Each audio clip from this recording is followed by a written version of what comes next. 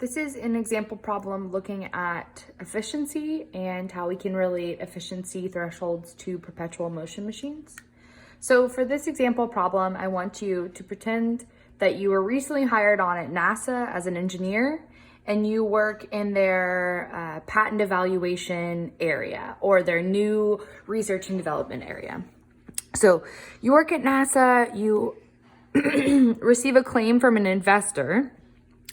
So here's a problem you're given. An investor claims to have devised a device claims to have devised a cyclical engine for use in a space vehicle, a cyclical engine for use in a space vehicle that operates with a nuclear fuel generated energy source,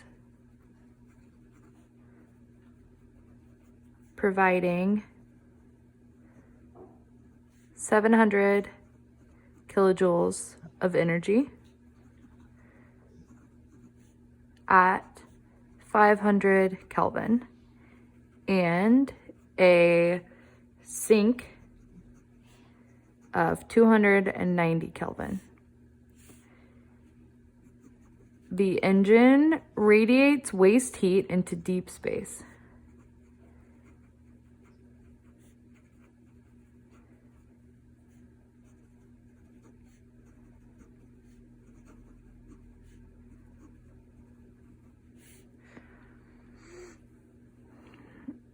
The investor claims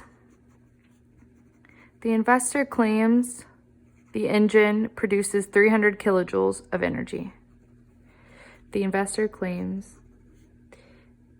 the engine provides 300 kilojoules of energy.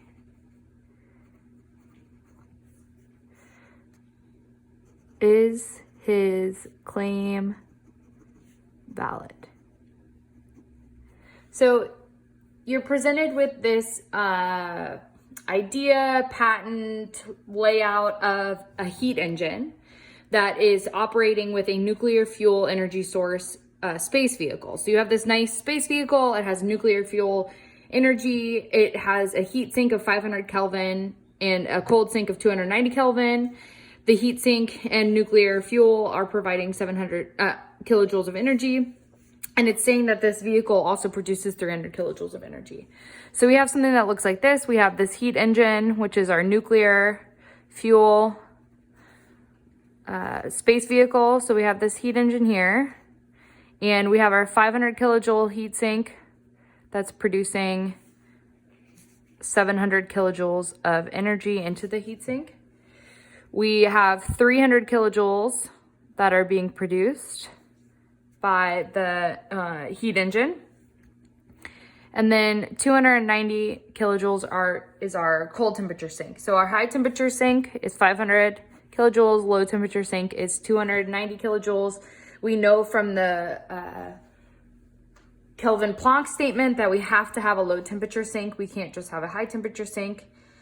And we have 700 kilojoules coming in, 300 coming out. So you are tasked with proving or disproving that this is possible, that this could be a functional, real device. So the first step would be to determine the maximum possible efficiency from a reversible engine at these two heat sinks. So the equation we use for this would be our efficiency thermal, this is a heat engine, of our reversible, something like a Carnot heat engine, reversible ideal max system. And this equation is 1 minus the low temperature over the high temperature. We went over these in chapter 6, so make sure that you haven't been surprised by this, you've seen this equation before. So this would be simple, 1 minus 290 Kelvin divided by 500 Kelvin. And this gives us 0.42, or 42% is our maximum efficiency, our maximum Carnot heat engine efficiency. So now we want to compare this to the efficiency that's being claimed for this heat engine. So the way we would do that is we would use, instead of our efficiency equation for our reversible Carnot heat engine, we would just use the normal equation for efficiency, thermal efficiency of heat engine. So our efficiency of our heat engine, we would use our thermal efficiency is equal to, the purpose of the heat engine is to take heat in. So our high temperature heat transfer that's coming in from this high temperature source and get work out. So our desired output over our required input, this is our normal efficiency equation. So desired output over required input. We've seen this several times before. For a heat engine, our required input is heat and our desired output is work. So here we have our work that's coming out. The investor claims the engine provides 300 kilojoules of energy, would be 300 kilojoules. Notice these do not have dots above them because these are not on a rate of time. Oh, I'm sorry, you can't see this. The energy provides 300 kilojoules of energy, not 300 kilojoules per second or per hour or per minute. This is just a blanket energy. So this is why these aren't at a rate constant here. All right, so we have 300 kilojoules of energy being provided by the heat sink, which is 500 degrees Kelvin, and it's providing 700 kilojoules of energy. So this is our heat transfer energy term. It's not our temperature term like it is up here.